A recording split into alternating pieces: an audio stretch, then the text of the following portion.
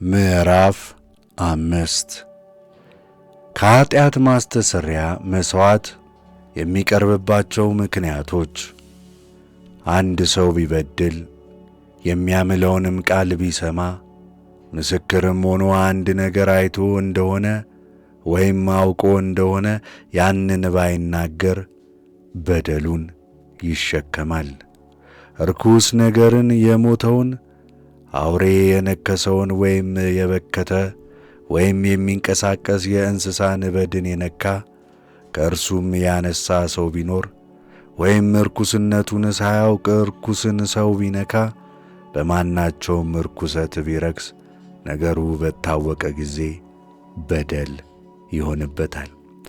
ሰው ሳያስብ ክፉን ወይም መልካምን ያደርግ ዘንድ ሳያስብ በከንፈሩ ተናግሮ ቢምል ሳያስብ የማለውም ከዚህ በአንዱ ነገር ቢሆን በታወቀ ጊዜ ከዚህ ነገር በአንዱ በደለኛ ይሆናል።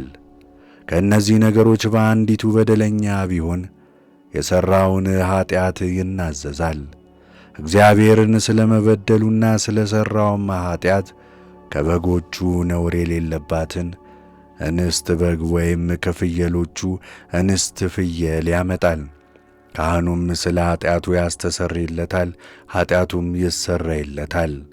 ስለ ሠራው ኀጢአት የበግ መግዣ ገንዘብ በእጁ ባይኖረው ግን 2 ዋኖሶች ወይም 2 የርግብ ግልገሎች፣ አንዱም ለኀጢአት መሥዋዕት ሁለተኛውም ለሚቃጠል መሥዋዕት ለእግዚአብሔር ያቀርባል።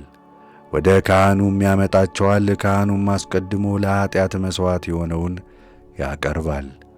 ራሱንም ከአንገቱ ይቈለምመዋል፣ ነገር ግን አይቈርጠውም። ከኀጢአቱም መሥዋዕት ደም በመሠዊያው ግድግዳ ላይ ይረጨዋል።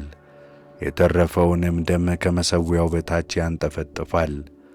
እርሱ የኀጢአት መሥዋዕት ነውና እንደ ሥርዓቱም ሁለተኛውን ለሚቃጠል መሥዋዕት ያዘጋጀዋል። ካህኑም ስለ ሠራው ኀጢአት ያስተሰርይለታል፣ ኀጢአቱም ይሰረይለታል። 2 ዋኖሶች ወይም 2 የርግብ ግልገሎች ለማምጣት ገንዘብ በእጁ ባይኖረው ስለ ሠራው ኀጢአት የኢፍ መስፈሪያ 10ኛ ክፍል መልካም የስንዴ ዱቄት ለኀጢአት መሥዋዕት ያቀርባል። የኀጢአት መሥዋዕት ነውና ዘይት አያፈስበትም፣ ዕጣንም አይጨምርበትም። ወደ ካህኑ ያመጣዋል።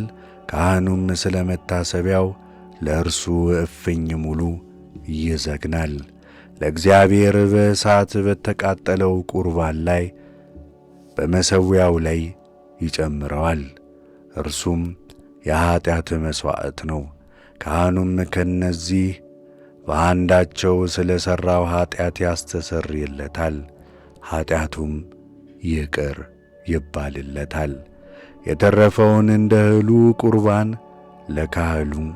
ለካህኑ ይሆናል። ስለ በደል መሥዋዕት። እግዚአብሔርም ሙሴን እንዲህ ሲል ተናገረው። ሰው ቢዘነጋ ሳያውቅም ለእግዚአብሔር በተቀደሰው በማናቸውም ነገር ኀጢአትን ቢሠራ ለበደል መሥዋዕት ለእግዚአብሔር ከመንጋው ነውር የሌለበትን እንደ መቅደሱ ሰቅል ሚዛን በብር ስቅል የተገመተውን አውራ በግ ለበደል መሥዋዕት ያቀርባል። በተቀደሰ ነገር ላይ ስለ ሠራው ኀጢአት ዕዳ ይከፍላል። 5ኛውንም እጅ ይጨምርበታል፣ ለካህኑም ይሰጠዋል። ካህኑም በበደል መሥዋዕት አውራ በግ ያስተሰርይለታል፣ ኀጢአቱም ይቅር ይባልለታል።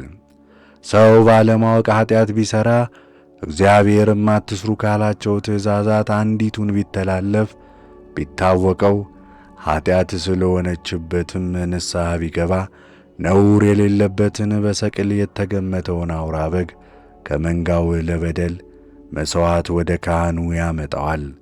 ካህኑም ሳያውቅ ስለ ሳተው ስህተት ያስተሰርይለታል፣ ኀጢአቱም ይቅር ይባልለታል። እርሱም በእግዚአብሔር ፊት ንስሐን ገብቶአልና።